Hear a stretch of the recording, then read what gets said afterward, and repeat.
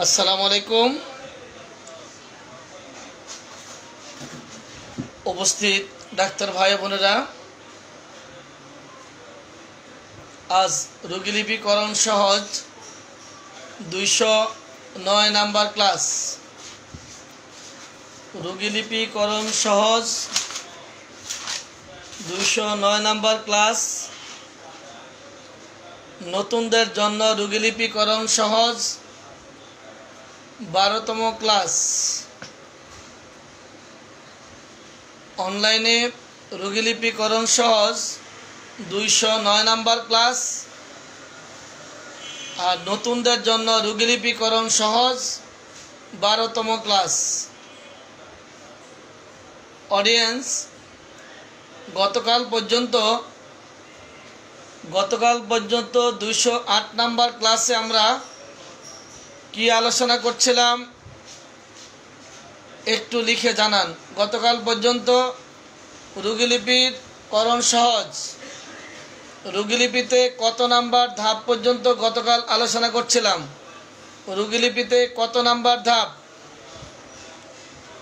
রোগীলিপিতে কত নাম্বার ধাপ পর্যন্ত গতকাল আলোচনা করছিলাম? কত নাম্বার ধাপ রোগীলিপিতে?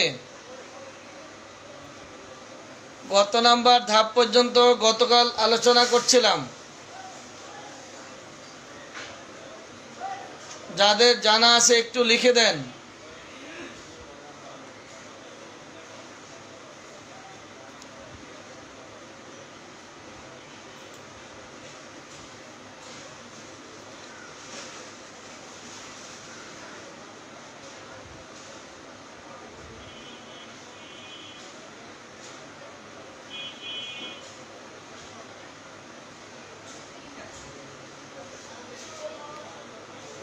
ষষ্ঠ ধাপ উৎপত্তির কারণ।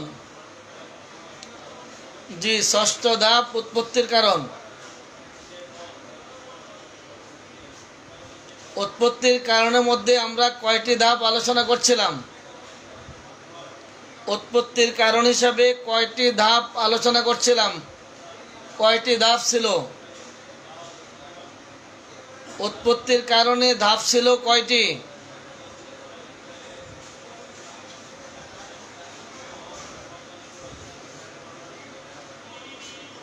উৎপত্তির কারণের মধ্যে ধাপ ছিল কয়টি?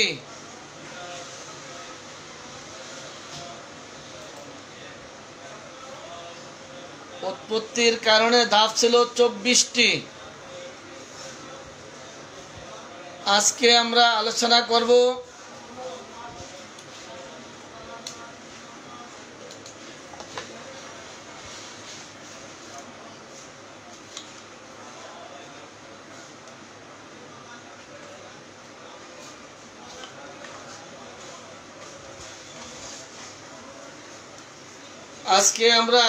করব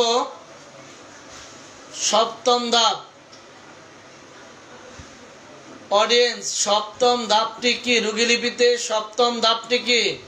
বর্তমান কষ্টের বিবরণের সপ্তম ধাপটি কি? বর্তমান কষ্টের বিবরণের সপ্তম ধাপটির নাম কি?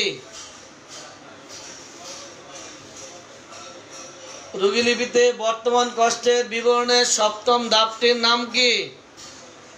সম্পর্কযুক্ত লক্ষণ। অডিয়েন্স, এই মুহূর্তে যারা পুরাতন লাইভে আছেন, সপ্তম ধাপটির একটি ভিন্ন নাম আছে, সে নামটি কি? সম্পর্কযুক্ত লক্ষণে একটি ভিন্ন নাম আছে, সেই নামটি কি?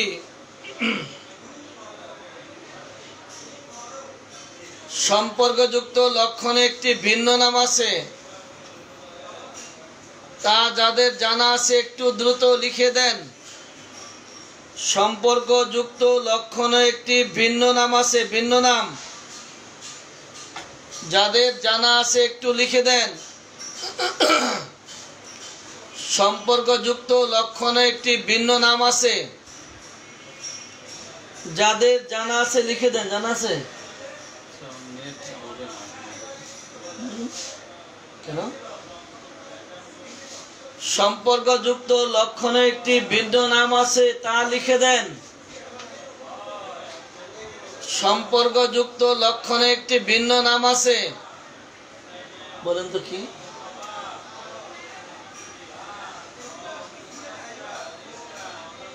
সম্পর্কযুক্ত লক্ষণে একটি ভিন্ন নাম আছে।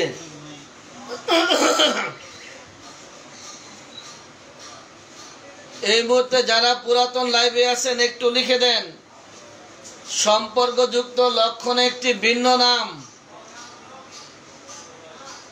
জিনা হচ্ছে না।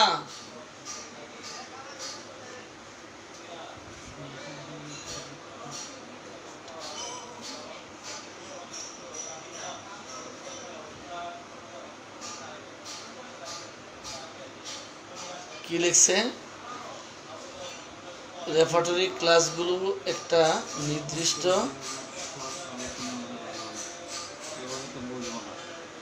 আচ্ছা, এটা রেফারেটরি ক্লাস না, এটা রুগীলিপির ক্লাস।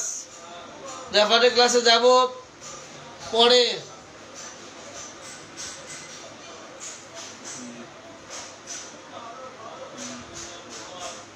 কি লিখছে? পনের জন্য না, হচ্ছে না। সম্পর্কযুক্ত লক্ষণ, সম্পর্কযুক্ত লক্ষণের অপর নাম হচ্ছে জ্বলন্ত আগুনের মধ্যে বাতাস দেওয়া। বাতাস দেয়, বাতাস দেয়, মনে আছে তো?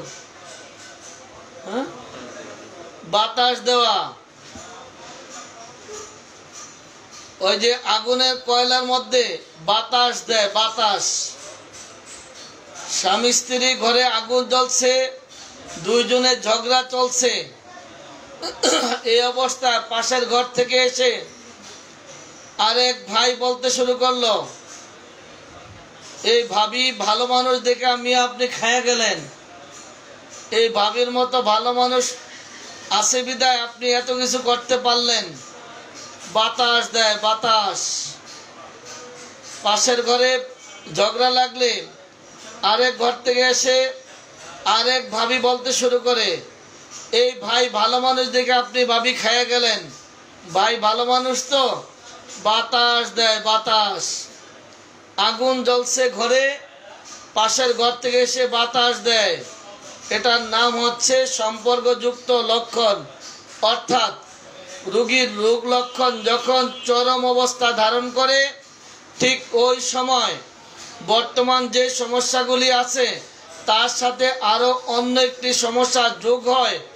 যখন এই বর্তমান কষ্টটি একটু দম ধরে কিংবা একটু প্রচণ্ডতা কমে আসে, তখন আর ওই সমস্যাটা থাকে না। এটার নাম হচ্ছে বর্তমান সম্পর্কযুক্ত লক্ষণ। অর্থাৎ রোগীর বর্তমান কষ্টটি যখন প্রচণ্ড আকার ধারণ করে তখন এসে হাজির হয়, আর যখন বর্তমান কষ্টটি প্রচণ্ডতা চলে যায় তখন ওটা আর তেমন থাকে না। এটার নাম হচ্ছে সম্পর্কযুক্ত লক্ষণ। মাথা ব্যথা যখন প্রচণ্ড হয় তখন চোখে ঝাপসা দেখে, যখন মাথা ব্যথার প্রচণ্ডতাটা কমে যায় তখন আর সেই সমস্যাটি থাকে না। যখন নাকি মাথা ব্যথা প্রচণ্ড আকার ধারণ করে তখন কানে কম শুনতে পায়। এই যে কানে কম শুনতে পাওয়া, মাথা ব্যথা প্রচণ্ডতাটা কমে গেলে তখন আর এই কানে কম শুনতে পায় না, নর্মাল হয়ে যায়। এই যে রোগীর বর্তমান কষ্টটি প্রচণ্ড অবস্থা ধারণ করলে সেই সময় যে নতুন একটি সমস্যা দেখা দেয়, এটার নাম হচ্ছে সম্পর্কযুক্ত লক্ষণ।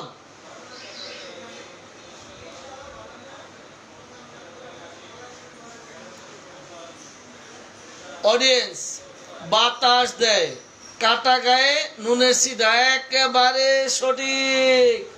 কাটা গায়ে লবণ ছিটা। ওই পাশের ঘরে ভাবি এসে বলে যে ভাবি খাইতে পারলেন, এই ভাইয়ের মতো ভদ্রলোক দেখা, ওনার মতো এত ভালো মানুষ দিকে খাইতে পারলেন। আমগরের বেটার মতো হইলে পারতেন না একদিনও খাবার খাইতে। এই যে পাশের ঘর থেকে এসে বাতাস দেয়, বাতাস। এটার নাম হচ্ছে সম্পর্কযুক্ত লক্ষণ। যখন আপনার পেটের ব্যথা বেড়ে যায় তখন ঘামতে শুরু করে, পেটের ব্যথা বেড়ে গেলে খিঁচুনি শুরু হয়ে যায়। পেটের ব্যথা যখন একটু কন্ট্রোলে চলে আসে তখন আর ওটা থাকে না। এটার নাম হচ্ছে সম্পর্কযুক্ত লক্ষণ।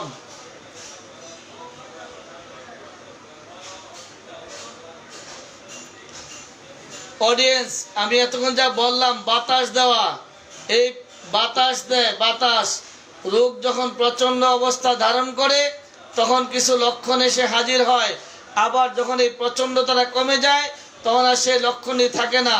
এটার নাম হচ্ছে সম্পর্কযুক্ত লক্ষণ। আর এটা সহজে মনে রাখার জন্য বলি, পাশের ঘর থেকে সে বাতাস দেয়, কয়লা আগুনের মধ্যে বাতাস দিয়ে আগুন খালি আরো দাউ দাউ বাড়াইতে থাকে, এটার নাম হচ্ছে সম্পর্কযুক্ত লক্ষণ। আপনার নাম্বারটা দিয়েন, নাম্বারটা কি আরবেন আপনি, কার নাম্বার চাইছেন আল্লাহ জানে। অডিয়েন্স, সম্পর্কযুক্ত লক্ষণ বলতে আমি যা বুঝালাম আপনারা কথাটা বুঝেছেন কিনা একটু লিখেন।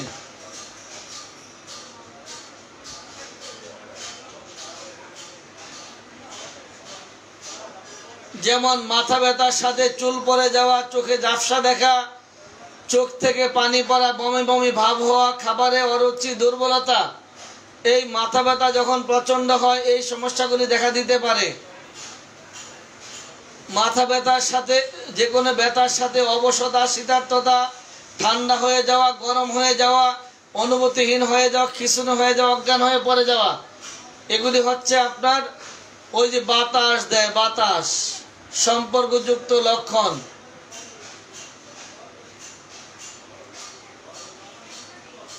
এবার আপনারা দুই একটা করে উদাহরণ লিখে দেন আমাকে। এই যে বাতাস দেয়, বাতাস, দুই একটা লক্ষণ লিখে দেন, সম্পর্কযুক্ত লক্ষণে দুই একটা পয়েন্ট লিখে দেন।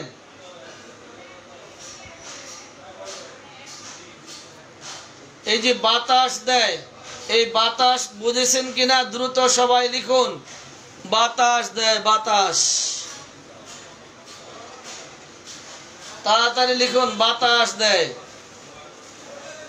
সম্পর্কযুক্ত লক্ষণ বলতে যা বোঝাচ্ছে সেটা হচ্ছে এই, কয়লার আগুনের মতে বাতাস দিয়ে যেমনি করে আগুনকে আরো উতলা করে দিচ্ছে, দাউ দাউ করে আগুন জ্বালাচ্ছে, ঠিক তদ্রূপ রোগী যখন রোগ লক্ষণ মারাত্মক আকার ধারণ করে, তার রোগ লক্ষণ যখন প্রচন্ড অবস্থা ধারণ করে, সেই সময় তার সাথে আরো যে নতুন লক্ষণ দেখা দিচ্ছে, আর যখন রোগের প্রচন্ডতা কমে যায় তখন আর এটা থাকে না। যেমন আমি বলি, যখন নাকি পাশের ঘরে আগুন, যখন আগুন দুই জনের ঝগড়া লাগে, পাশের ঘর থেকে এসে যেমনি করে বাতাস দিতে শুরু করে, আবার যখন আগুন নিভে যায়, ঘরের উতলা ঝগড়া যখন নিভে যায়, দুইজনে যখন ভালোবাসা মগ্ন থাকে, তখন কেউ এসে দরজা নক করলে কিন্তু আর দরজা খোলে না।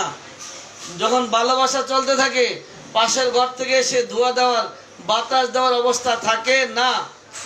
ঠিক তদ্রূপ যখন নাকি রোগের প্রচন্ডতা অবস্থা ধারণ করে, তখন এই কিছু লক্ষণ অন্য অঙ্গের মধ্যে হোক কিংবা সেই অঙ্গের মধ্যে হোক কিছু লক্ষণ দেখা দিয়ে বসে, এটার নাম হচ্ছে সম্পর্কযুক্ত লক্ষণ।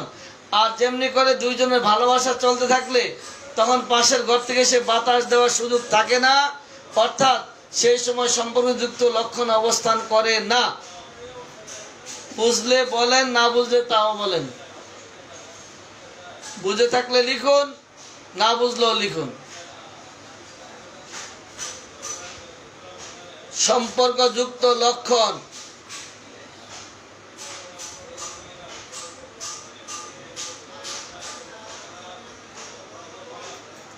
যেমন মলত্যাগ কিংবা অতিরিক্ত মলত্যাগ হলে অথবা অতিরিক্ত বমি হলে শরীরটা দুর্বল হয়ে যায়, কম্পন দেখা দেয়, জ্বালাপোড়া দেখা দেয়, অস্থিরতা দেখা যায়, শীতবোধ দেখা দেয়। অতিরিক্ত বমি কিংবা অতিরিক্ত মলত্যাগের সাথে যখন বমি কিংবা মলত্যাগটা সংখ্যা কমে আসে তখন আর এই লক্ষণগুলি দেখতে পাওয়া যায় না। এই মলত্যাগ কিংবা বমির সাথে কম্পন, দুর্বলতা, জ্বালাপোড়া, অস্থিরতা, শীতার্থতা, এগুলো হচ্ছে সম্পর্কযুক্ত লক্ষণ। যখন এই বমি কিংবা মলত্যাগ যখন নিয়ন্ত্রণে চলে আসে তখন আর এই সমস্যাগুলি দেখতে পাওয়া যায় না। এটার নাম হচ্ছে সম্পর্কযুক্ত লক্ষণ।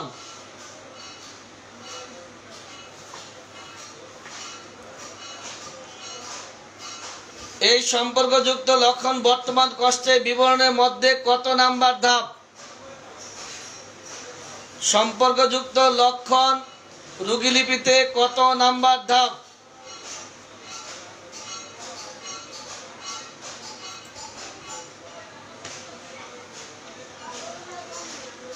রোগী লিপিতে সম্পর্কযুক্ত লক্ষণ কত নাম্বার ধাপ?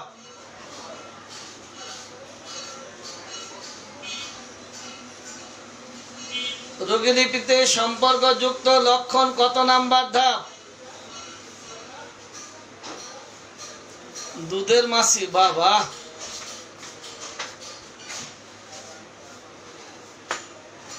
নাই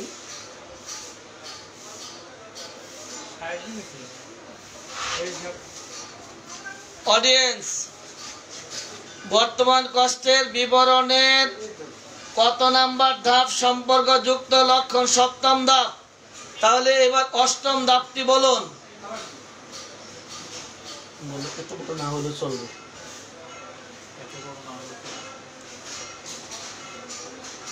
অষ্টম ধাপটি কি হবে? অষ্টম ধাপ কি? অষ্টম ধাপটি কি? অষ্টম ধাপ কি?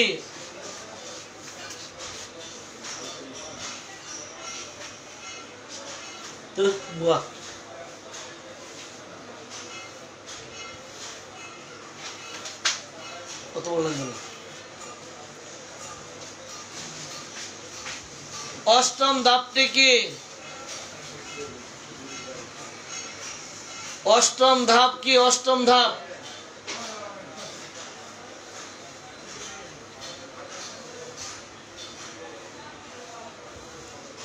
বর্তমান কষ্টের বিবরণে অষ্টম ধাপটির নাম কি? সপ্তম ধাপ হচ্ছে সম্পর্কযুক্ত লক্ষণ। অষ্টম ধাপের নাম কি? কখন বাড়ে, কিসে বাড়ে বৃদ্ধি? কখন বাড়ে, কিসে বাড়ে?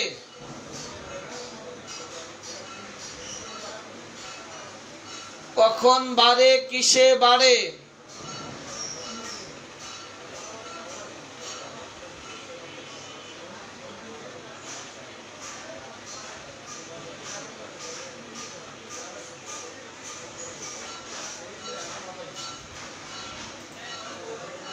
অডিয়েন্স, এই বৃদ্ধি ক্ষেত্রে কিছু কথা বলতে হয়। রোগীর রোগ লক্ষণে বৃদ্ধিগুলির ক্ষেত্রে আপনি রোগীকে কিভাবে প্রশ্ন করবেন? এই বৃদ্ধিতে দুটি কথা। একটি হচ্ছে কখন বাড়ে, দ্বিতীয়টি হচ্ছে কিসে বাড়ে। এই কখন বলতে সময়, কিসে বলতে কোন প্রেক্ষাপটে, কোন অবস্থাতে, কিভাবে বাড়ে, কি করলে বাড়ে। কখন বলতে ভোর থেকে ভোর রাত। কিসে বলতে হাঁটলে, চললে, বসলে, খাইলে, নড়াচড়ায়, ঠান্ডায়, গরমে, মাসিকের সময়, শীতকালে, গরমকালে, চাপলে, ধরলে, গরমে, ঠান্ডায়, সব কিছু মিলে কিসে। অডিয়েন্স, এই বৃদ্ধির ক্ষেত্রে কিছু কথা থাকে। একজন লোকের কোমরে ব্যথা, এটা নড়লে বাড়বে, এটা স্বাভাবিক কথা। কিন্তু আপনার যেটি প্রয়োজন ওষুধ বাছাইয়ের ক্ষেত্রে বেশি গুরুত্ব বহন করবে এমন কিছু লক্ষণ। কোমরে ব্যথা নড়লে চললে বৃদ্ধি হওয়ার কথা, কিন্তু যার এই ব্যথা নড়লে চললে আরাম বোধ করে, কিংবা নড়লে কিংবা শুয়ে থাকলে বৃদ্ধি অনুভব করে, এই বৃদ্ধির ক্ষেত্রে নড়লে বৃদ্ধি এটি স্বাভাবিক, কিন্তু শুয়ে থাকলে বৃদ্ধি, এই ক্ষেত্রগুলোকে বেশি খুঁজে বের করতে হবে। রোগীর কোমরে ব্যথা, এই ব্যথাটা গরম সেক দিলে ঠান্ডা লাগলে বৃদ্ধি হওয়ার কথা, এই ঠান্ডায় বৃদ্ধির পরিবর্তে গরমে বৃদ্ধি হচ্ছে। ঠিক এরকম খুঁজে খুঁজে বের করতে হবে। এই নাও ভালো দিছে।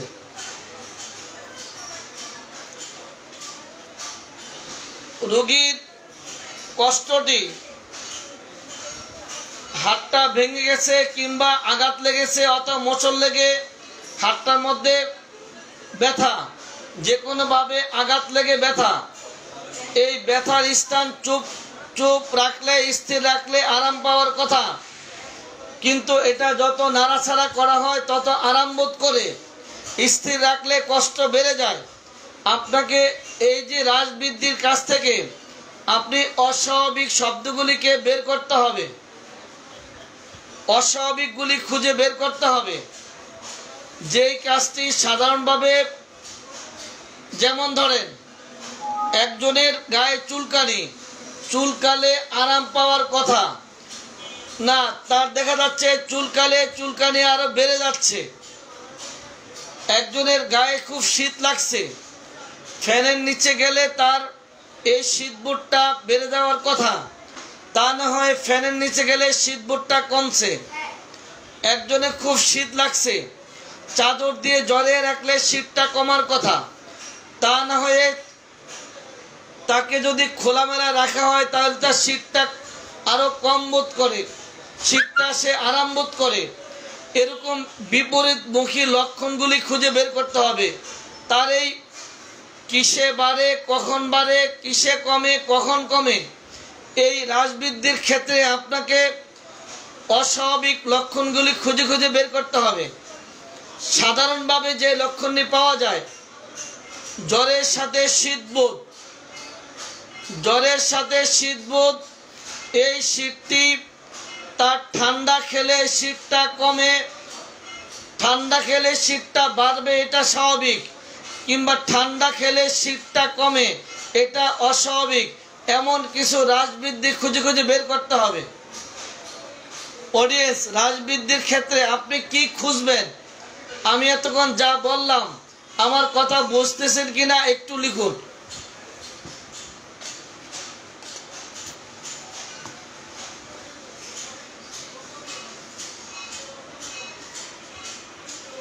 রাজবৃদ্ধির ক্ষেত্রে আপনি কিছু অস্বাভাবিক তথ্য খুঁজে বের করতে হবে। অস্বাভাবিক তথ্য, রোগীর কোমরে ব্যথা, দীর্ঘ সময় দাঁড়িয়ে থাকলে কোমর ব্যথাটা বাড়ার কথা, কিন্তু কোমর ব্যথা দীর্ঘ সময় দাঁড়িয়ে থাকলে আরাম বোধ করে। রোগীর কোমরে ব্যথা শুয়ে থাকলে আরাম বোধ করার কথা না, নড়াচড়া করলে আরাম বোধ করে। রোগীর কোমরে ব্যথা স্থির রাখলে, চুপ থাকলে আরাম বোধ করার কথা না, চেপে দিলে আরাম বোধ করে।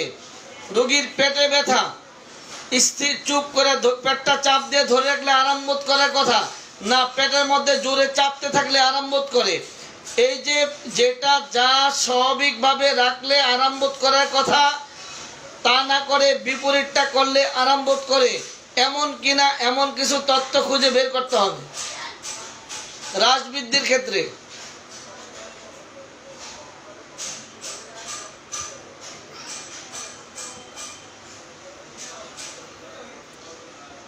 এই রাজবৃদ্ধির ক্ষেত্রে আপনাকে কি খুঁজে বের করতে হবে এই ব্যাপারে কিছু লিখুন।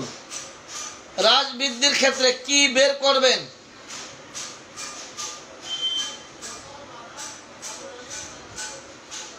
অডিয়েন্স, রোগীর বর্তমান কষ্টের বিবরণের রাজবৃদ্ধির ক্ষেত্রে আপনাকে কি খুঁজে বের করতে হবে একটু লিখুন।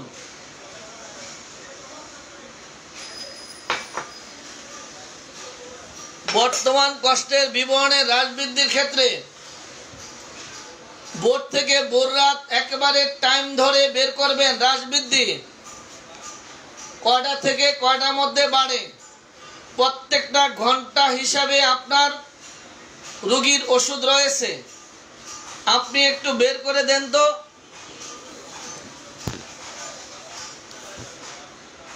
দিনের বেলায় ডায়রিয়া বাড়ে দিনের বেলায়, একটু বের করেন তো, দিনের বেলা ডায়রিয়া বাড়ে, দিনের বেলা ডায়রিয়া বাড়ে, দেখেন তো আছে কিনা। ডে টাইম, দিনের বেলা ডায়রিয়া বাড়ে,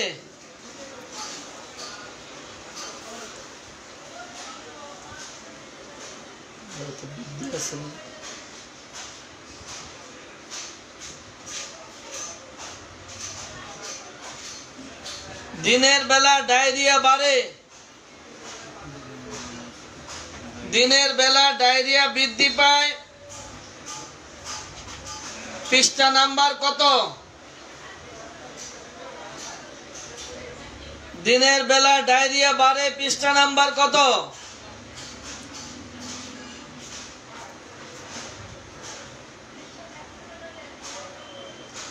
দিনের বেলা ডায়রিয়া বাড়ে, পৃষ্ঠা নাম্বার কত? ফার্স্ট গ্রেডে ওষুধ কয়টি? দিনের বেলা ডায়রিয়া বাড়ে,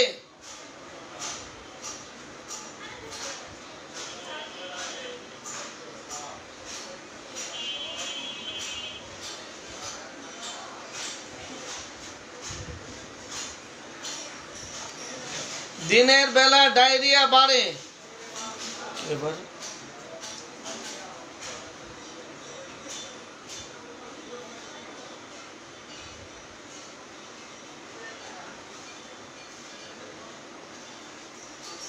পৃষ্ঠা নাম্বার কত? ফার্স্ট গ্রেডে ওষুধ কয়টি?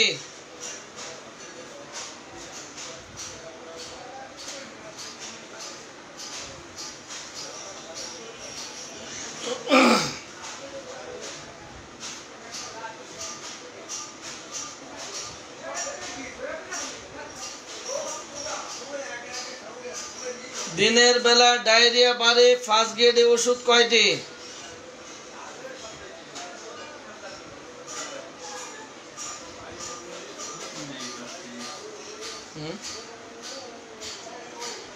দিনের বেলা ডায়রিয়া বাড়ে,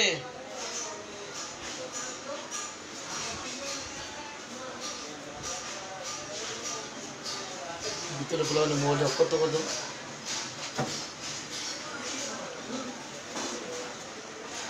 দিনের বেলা ডায়রিয়া বাড়ে, দিনের বেলা ডায়রিয়া বাড়ে,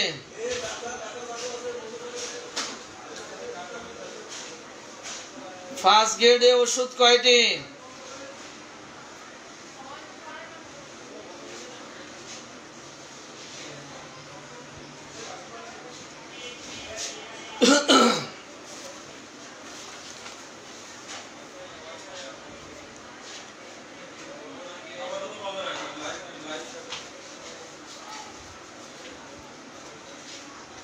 ঠান্ডা প্রয়োগে ডায়রিয়া কমে, পেটের মধ্যে ঠান্ডা প্রয়োগে ডায়রিয়া কমে, ওষুধ কয়টি?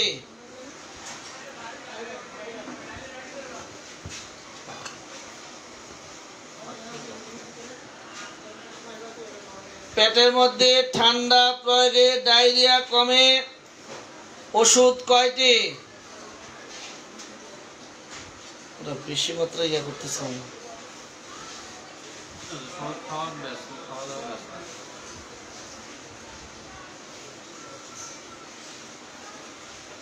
ঠান্ডা প্রয়োগে ডায়রিয়া কমে, তুমি পাচ্ছ না? আমি তো নিয়ে তো আমার এখানে ঝামেলা হলো, দেখো তো আমারটা দেখো কি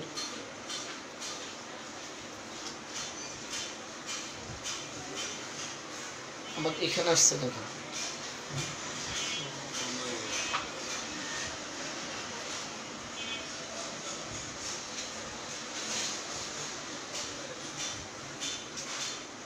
ঠান্ডা প্রয়োগে ডায়রিয়া, ঠান্ডা প্রয়োগে ডায়রিয়া কমে, ওষুধ কয়টি? অডিয়েন্স, রাজবৃদ্ধির এই যে আজকে কয়েকদিন আমরা আলোচনা করলাম 24টি ধাপ উৎপত্তির কারণ, এই প্রত্যেকটি পয়েন্ট উৎপত্তির কারণ হিসাবে হ্রাস এবং বৃদ্ধির ক্ষেত্রে প্রয়োগ করতে পারেন। হ্রাস এবং বৃদ্ধির ক্ষেত্রে প্রয়োগ করতে পারেন। শুধু একটি জিনিস খেয়াল করতে হবে, সেটি হলো আপনি রোগীকে যে প্রশ্নগুলি করবেন, রোগীর কাছ থেকে যা সংগ্রহ করবেন, সেই ক্ষেত্রে খেয়াল রাখতে হবে যে কাজটি সাধারণভাবে এমনি বাড়তে পারে। যেমন কারো জ্বর হচ্ছে আর বারবার শুধু গোসল করছে এই জ্বর নিয়ে, তাহলে তার জ্বরটা বাড়বে, এটি স্বাভাবিক।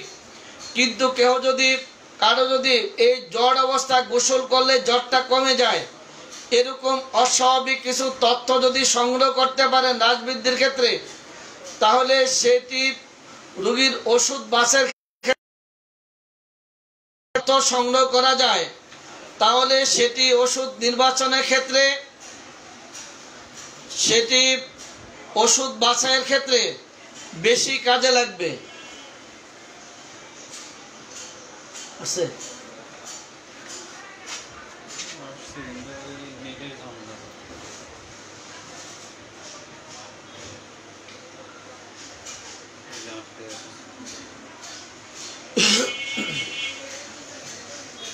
অডিয়েন্স, হ্রাস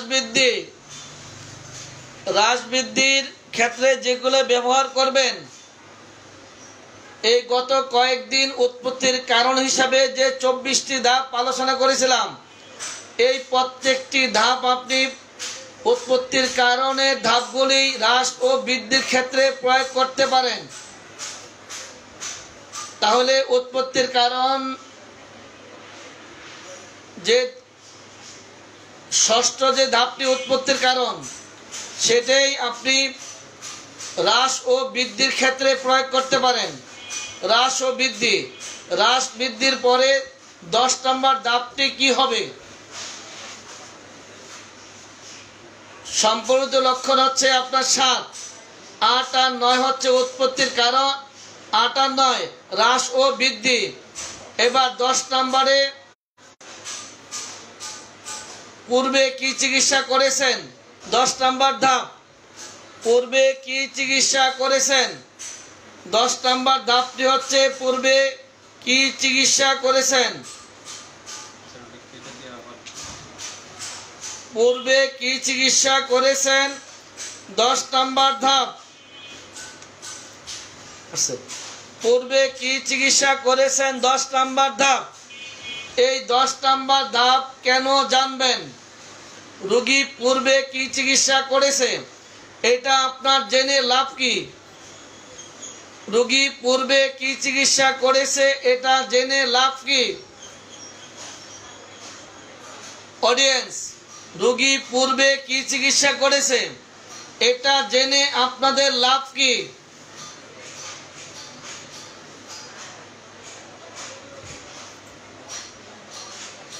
রোগী পূর্বে কি চিকিৎসা করেছে এই ব্যাপারে আপনারা যে যা জানেন একটু লিখে জানান।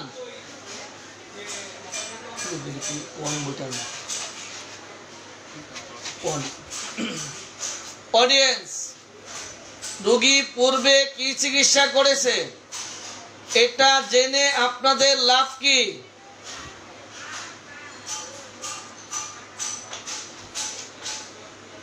এক এক করে লিখেন।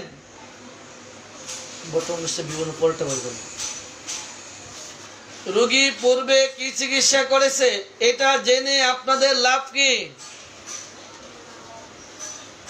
রোগী পূর্বে কি চিকিৎসা করেছে এটা জেনে আপনাদের লাভ কি?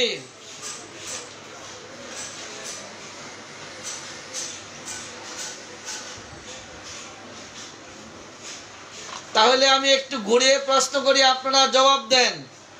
রোগী যদি পূর্বের চিকিৎসকের চিকিৎসায় আগের থেকে ভালো থাকে, তার রোগী যদি পূর্বে যে চিকিৎসকের কাছ থেকে আপনার কাছে আসলো, যদি সেখানে চিকিৎসা করে রোগী আগের চেয়ে ভালো থাকে, তাহলে রোগীকে কি পরামর্শ দিবেন? রোগী পূর্বে চিকিৎসকের কাছে চিকিৎসা করে যদি ভালো থাকেন, সেই ক্ষেত্রে রোগীকে কি পরামর্শ দিবেন? নেটের সমস্যা হচ্ছে, ঠিক আছে, তারপরেও লিখুন। যদি রোগী পূর্বের চিকিৎসকের কাছে ভালো আছে, তাহলে রোগীকে কি পরামর্শ দিবেন?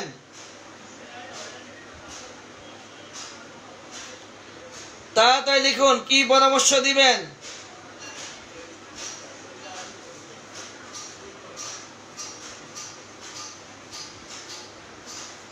রোগী পূর্বের চিকিৎসকের কাছে ভালো থাকলে কি পরামর্শ দিবেন?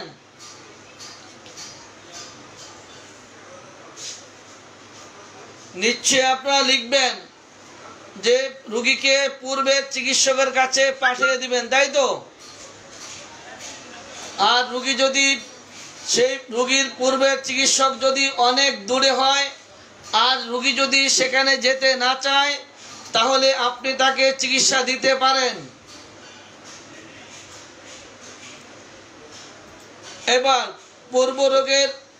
পূর্বে চিকিৎসক, তৃতীয় নম্বরে, পূর্বে রোগী যেখানে চিকিৎসা নিয়েছিল সেখান থেকে আপনার যদি কোনো প্রেসক্রিপশন থাকে অথবা চিকিৎসকের সাথে ফোনে যোগাযোগ করে আপনি জেনে নিতে পারেন উনি সর্বশেষ কি ওষুধ খেয়েছে।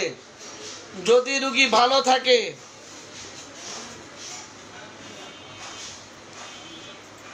সর্বশেষ কতদিন পূর্বে ওষুধ খেয়েছে, সর্বশেষ কতদিন পূর্বে ওষুধ খেয়েছে এবং সে ওষুধ খেয়ে কেমন আছে তা জেনে নিতে পারেন। সর্বশেষ ওষুধ খেয়ে কেমন আছে বা কি ওষুধ খেয়েছে জেনে নিতে পারেন। পূর্ববর্তী চিকিৎসক কোন পদ্ধতির ওষুধ ব্যবহার করতেন তাও জেনে নিতে পারেন। সর্বশেষ ওষুধ যদি ডেসিমেল সেন্টিসিমেল হয়, তা খেয়ে যদি রোগী ভালো থাকে, তাকে আপনি কিছুদিনের জন্য ফাইটাম দিয়ে চালাতে পারেন।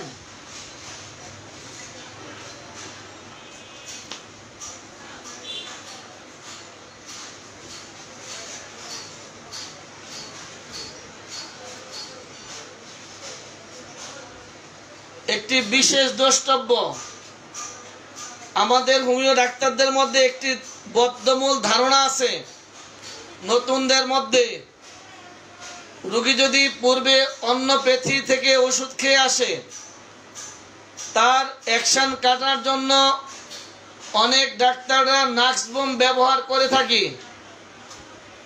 এই যে রোগীকে অন্যপ্যাথি থেকে আসলে তাকে নাক্সবুম ব্যবহার করা, এটা কোনোভাবেই নিয়ম নেই, এই কাজটি করা যাবে না। যদি রোগীর মধ্যে ওই মুহূর্তে নাক্স ভূমিকার লক্ষণ থাকে তাহলে নাক্স ভূমিকা ব্যবহার করব, আর যদি সেই মুহূর্তে নাক্সের লক্ষণ না থাকে তাকে কোনোভাবেই নাক্স ব্যবহার করা যাবে না। সেই ক্ষেত্রে কোনোভাবেই নাক্স ব্যবহার করা যাবে না। যদি রোগীর মধ্যে সেই মুহূর্তে নাক্স ভূমিকার লক্ষণ থাকে তাহলে আপনি নাক্স ভূমিকা ব্যবহার করুন, আর যদি ওই মুহূর্তে অন্য কোনো ঔষধের লক্ষণ থাকে তাহলে আপনি তাকে নাক্স কোনোভাবেই দিতে পারেন না। অন্যপ্যাথির ওষুধ খেয়ে আসলো, তাকে নাক্স দেওয়ার কোনো অধিকার নেই। যদি রোগীর মধ্যে ওই মুহূর্তে যে ওষুধের লক্ষণ রোগীর মধ্যে পাওয়া যায়, আপনি ঠিক সেই ওষুধটি দিতে হবে তাকে, অন্য কোনো ওষুধ দেওয়ার নিয়ম নেই। অন্য কোনো ওষুধ দেওয়ার নিয়ম নেই। এই যে বদ্ধমূল ধারণা, অন্যপ্যাথি থেকে আসলে আমরা নাক্স দেওয়া শুরু করব, এটা করা যাবে না।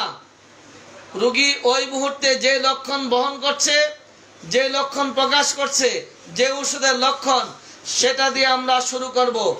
অডিয়েন্স, গত কয়েকদিন থেকে আমরা রোগীর বর্তমান কষ্টের বিবরণ নিয়ে কাজ করছি। বর্তমান কষ্টের বিবরণের পয়েন্ট কয়টি এবার একটু দ্রুত সবাই লিখে দেন। বর্তমান কষ্টের বিবরণের পয়েন্ট কয়টি একটু দ্রুত লিখে দেন, নতুন পুরাতন সবাই মিলে।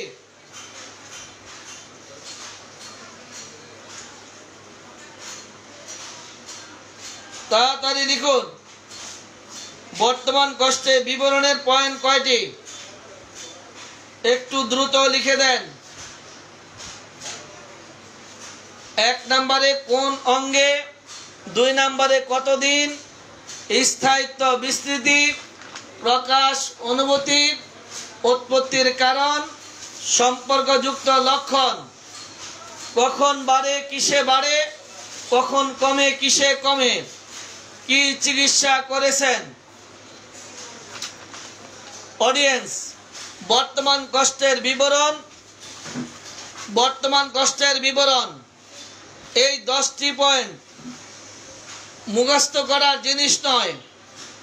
এই 10টি পয়েন্ট এমনভাবে থাকবে যে একের পর এক যেন আমরা প্রশ্ন করতে পারি, একের পর এক, একটির পর একটি প্রশ্ন যেন করতে পারি, এমনভাবে আমাদের মনে থাকতে হবে। 1 নম্বরে কোন অঙ্গে কতদিন, স্থায়িত্ব বিস্তৃতি, প্রকাশ অনুভূতি, উৎপত্তির কারণ, সম্পর্কযুক্ত লক্ষণ, কখন বাড়ে কিসে বাড়ে, কখন কমে কিসে কমে, কি চিকিৎসা করেছেন। অডিয়েন্স, আমরা ছিলাম রোগীলিপির কততম ধাপে একটু সবাই লিখে জানান। আমরা রোগীলিপির কয় নাম্বার ধাপে ছিলাম? একটু দ্রুত লিখুন। রোগীলিপির কয় নাম্বার ধাপে ছিলাম? এই গত 11 দিন আমরা রোগীলিপির কততম ধাপে ছিলাম? একটু দ্রুত লিখুন। রোগীলিপির কয় নাম্বার ধাপে ছিলাম? তাড়াতাড়ি লিখুন।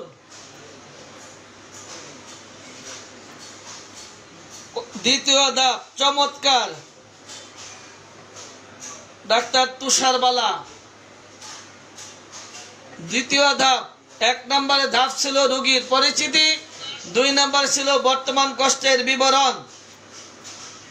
বর্তমান কষ্টের বিবরণ শেষ।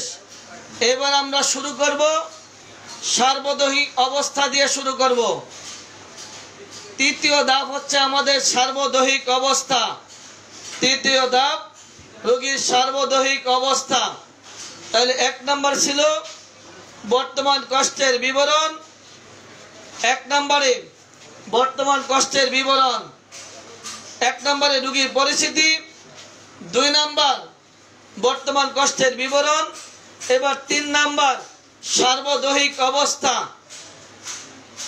3 নম্বরে সার্বদৈহিক অবস্থা। অডিয়েন্স, এবার সবাই লিখুন সার্বদৈহিক অবস্থার পয়েন্ট কয়টি? সার্বদৈহিক অবস্থার পয়েন্ট কয়টি? ধাপ কয়টি? সার্বদৈহিক অবস্থার ধাপ কয়টি? তাড়াতাড়ি লিখুন। সার্বদৈহিক অবস্থার ধাপ কয়টি? 11টি। 11টি। চমৎকার। এবার লিখুন এই 11টির মধ্যে আমরা মনে রাখবো কয়টি? যারা পুরাতন আছেন একটু লিখুন এই 11টির মধ্যে আমরা মনে রাখবো কয়টি এবং কোনটি? 11টির মধ্যে মনে রাখবো কয়টি? রোগীলিপির তৃতীয় ধাপ সার্বদৈহিক অবস্থা। ধাপ হচ্ছে 11টি, মনে রাখবো কয়টি? তাড়াতাড়ি লিখুন। 11টির মধ্যে মনে রাখবো কয়টি? 11টির মধ্যে মনে রাখবো কয়টি? একটি। তার নাম কি? যেটি মনে রাখবো তার নাম কি? পিপাসা। চমৎকার, পিপাসা। মনে হচ্ছে না? পিপাসা। পিপাসা মনে রাখবো। পিপাসা মনে রাখবো। পিপাসা।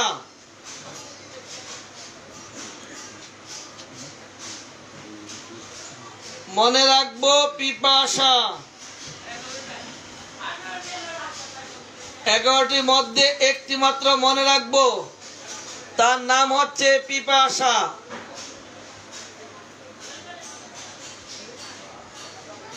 11টির মধ্যে একটি মাত্র মনে রাখবো, তার নাম হচ্ছে পিপাসা। অডিয়েন্স, পিপাসা কোথায় লাগে? আপনারাই লিখুন, পিপাসা কোথায় লাগে? একটু লিখুন, পিপাসা কোথায় লাগে? এই মুহূর্তে যারা লাইভে আছেন লিখুন, পিপাসা কোথায় লাগে?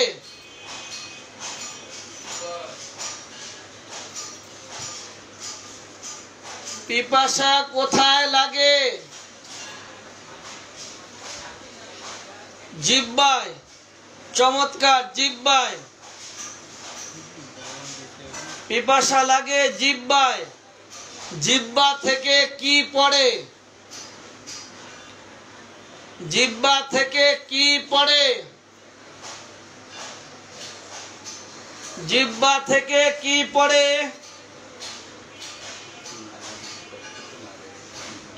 জিহ্বা থেকে কি পড়ে? লালা। চমৎকার, জিহ্বা থেকে লালা। সবাই লিখুন। তাহলে 1 নম্বরে মনে রাখবো শুধু পিপাসা। পিপাসা কোথায় লাগে? জিহ্বায়, মুখে কিংবা জিহ্বায়। জিহ্বা থেকে কি পড়ে? লালা পড়ে। আমরা লালা দেখলে বুঝতে পারি। লালা যখন বের হতে শুরু করে, এবার বুঝতে পারবো ক্ষুধা পাচ্ছে, ক্ষুধা। লালার পরে ক্ষুধা। লালার পরে কি হচ্ছে? ক্ষুধা। অডিয়েন্স, লালার পরের পর্বটি হচ্ছে ক্ষুধা। এবার আপনারাই বলুন, ক্ষুধা লাগলে কি চাই? ক্ষুধা লাগলে কি চাই? ক্ষুধা লাগলে আমরা কি খুঁজি? ক্ষুধা লাগলে কি খুঁজি? খাদ্য। চমৎকার। ক্ষুধা লাগলে কি খুঁজি? খাদ্য। খাদ্য যদি আমরা এলোমেলো খাইতে থাকি, অতিরিক্ত মাত্রায় যদি এলোমেলো খাদ্য খেতে থাকি, ইফতারির মতো যা পাই সব খাই, কত আইটেম খেলাম খবর নাই, এভাবে যদি খাবার খাই তাহলে কি হবে? পেটে পেটে কি হবে? গ্যাস তৈরি হবে অতিরিক্ত মাত্রায়। আর এই গ্যাস যদি মলদার দিয়ে বের হয়, ওর নাম কি? বায়ু নিঃসরণ। মলদার দিয়ে কি বের হবে? বায়ু নিঃসরণ। মলদার দিয়ে বায়ু নিঃসরণ হবে। অডিয়েন্স, 1 নম্বরে পিপাসা কোথায় লাগে? জিহ্বায়। জিহ্বার থেকে কি নিঃসরণ হয়? লালা। লালার পরে লাগে ক্ষুধা। ক্ষুধার পরে চাই খাদ্য। খাদ্য যদি অতিরিক্ত মাত্রায় খেয়ে ফেলি তাহলে বের হবে বায়ু নিঃসরণ। বায়ু নিঃসরণের পরে কি বের হবে? বাতাসের পরে বের হবে মল। বাতাসের পরে বের হবে মল।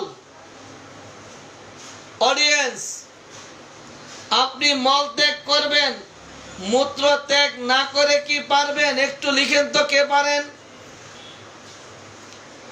মল ত্যাগ করবেন কিন্তু মূত্র ত্যাগ করবেন না, এমন কেউ পারলে লিখুন। কে পারবেন? মল ত্যাগ করবেন না কিন্তু মল ত্যাগ করবেন মূত্র ত্যাগ ছাড়া, এমন কেউ থাকলে লিখুন। পায়খানা করবেন মগর প্রস্রাব করা যাবে না, এমন কেউ থাকলে নাম লিখান। মল ত্যাগ করবেন মূত্র ত্যাগ করবেন না, কেউ আছে? নাম লিখান। কেউ পারবেন? মল ত্যাগ করলে আপনাকে মূত্র ত্যাগ করিতে হইবে। মলের পরে মূত্র ত্যাগ। বাসায় গেলেন, খাবার দাবার খেলেন, পায়খানা প্রস্রাব করলেন, এবার কি করবেন? পায়খানা প্রস্রাবের পরে এবার কি করবেন? তাড়াতাড়ি লিখেন। কি করবেন? লিখছেন? ঘুমাবেন। সারাদিন যত পরিশ্রম করলেন, ঘুমাতে গেলে ঘুমের মধ্যে এবার কি দেখবেন? ঘুমের মধ্যে কি দেখবেন? সারাদিন যত কাজকর্ম করে আসলেন, মারামারি কাটাকাটি যত কিছু দেখলেন, আবার ঘুমানোর সময় মোবাইল দেখতে দেখতে ঘুমাচ্ছেন, তাহলে ঘুমের মধ্যে কি দেখবেন? কি দেখবেন?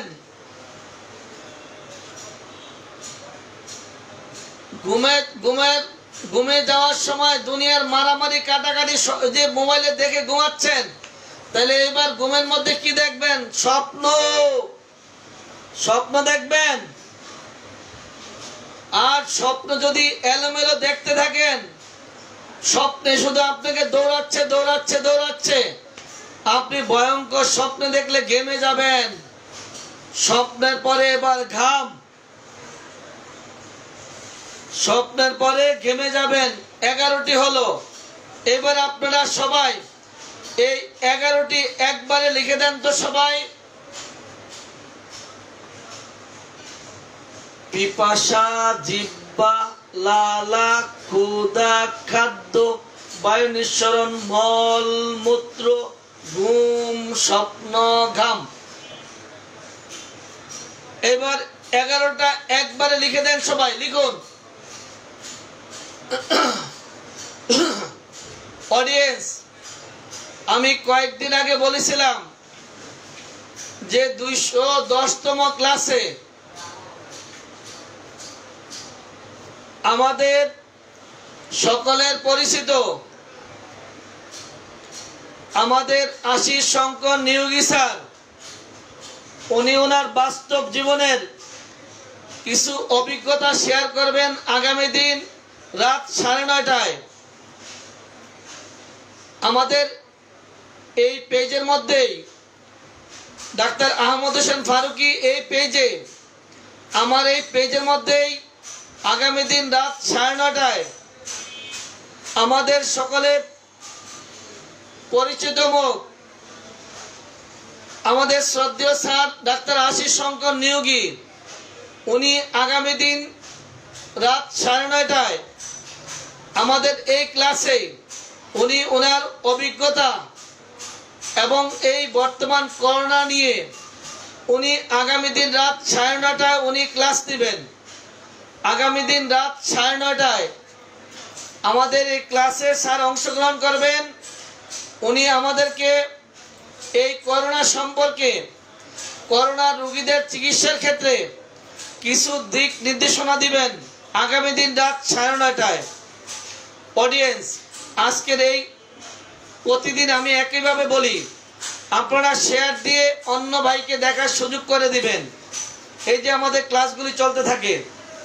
তাহলে আজকে আমরা কি আলোচনা করলাম? রোগীর বর্তমান কষ্টের বিবরণের হ্রাস বৃদ্ধি কারণ, রোগীলিপির 3য় ধাপ সার্বদৈহিক অবস্থা। আমরা পরবর্তী ক্লাস থেকে বর্তমান কষ্টের বিবরণের পরে 3য় ধাপ, যেটা সার্বদৈহিক অবস্থা, রোগীলিপির 3য় ধাপ পিপাসা দিয়ে শুরু করব ইনশাআল্লাহ। ধাপে ধাপে পিপাসা এক এক করে শুরু করব, আমরা পিপাসা দিয়ে শুরু করব আগামী দিন। আমরা শুরু করব পিপাসা দিয়ে, সার্বদৈহিকের পিপাসা। আর আগামী দিন আমাদের সকলের পরিচিত মুখ আমাদের শ্রদ্ধাভাজন ডাক্তার আশিস শঙ্কর নিয়োগী স্যার, উনি আগামী দিন করোনা মহামারীর চিকিৎসা কিভাবে করব এই নিয়ে কিছু দিক নির্দেশনা দিবেন আগামী দিন। আপনারা সকলেই 9:30টার মধ্যে চলে আসবেন ইনশাআল্লাহ আগামী দিন।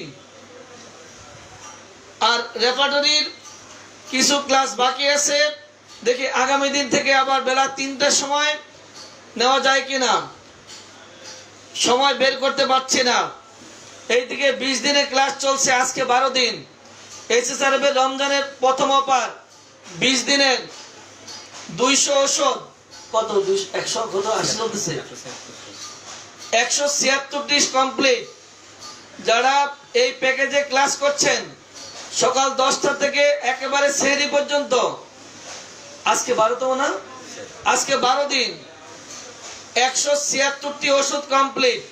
তাদেরকে সময় দিতে হচ্ছে সকাল 10টা থেকে একেবারে সেহরি পর্যন্ত, সাথে রুগী। তারপরেই আবার আপনাদের জন্য সময় বের করা, তারপরে চেষ্টা করবো ইনশাল্লাহ আগামী দিন থেকে আবার 3টার সময় মাঝে মধ্যে আসতে। আগামী দিন আসার চেষ্টা করব যদি আল্লাহ হায়াতে বাঁচিয়ে রাখে। আর আগামী দিন রাত 9:30টায় doctor Ashis Shankar Niyogi sir corona মহামারী সম্পর্কে কিছু দিক নির্দেশনা দিবেন। আপনারা সবাই থাকবেন। সেই পর্যন্ত সবাই ভালো থাকেন। আসসালামু আলাইকুম ওয়া রাহমাতুল্লাহি ওয়া বারাকাতুহু।